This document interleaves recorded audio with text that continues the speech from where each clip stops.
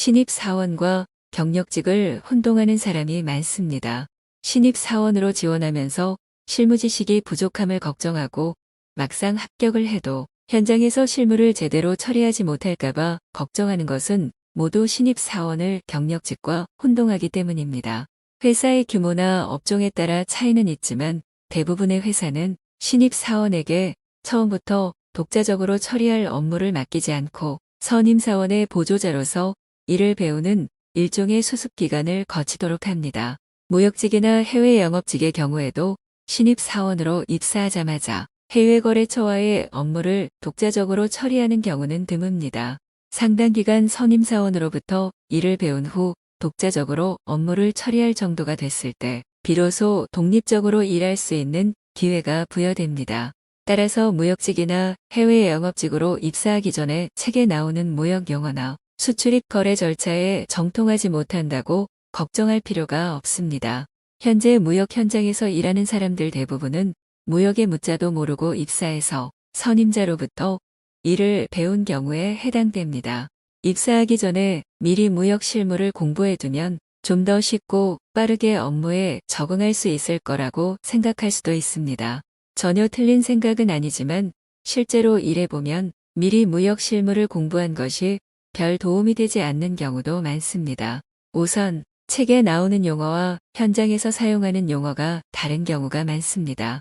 청약, 승낙, 일람불신용장, 화인 등과 같이 무역실무책에 필수적으로 등장하는 용어들을 현장에서는 거의 사용하지 않습니다.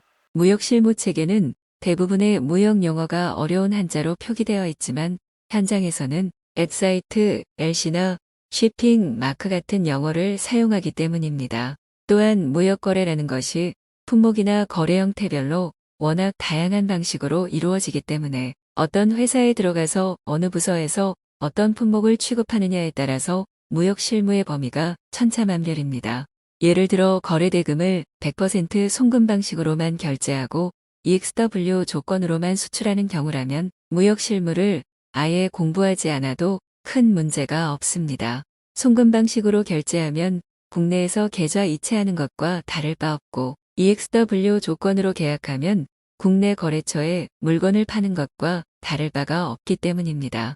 석유나 석탄 같은 원자재를 취급하는 경우라면 무역실무책에 나오는 내용 중에 상당 부분은 해당되지 않습니다.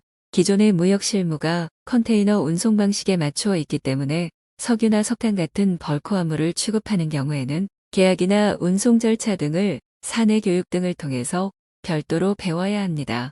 결론적으로 무역직이나 해외 영업직 신입사원으로 입사하기 전에 무역실무를 공부해서 나쁠 건 없지만 무역실무를 전혀 모른다고 해서 걱정할 필요는 없습니다.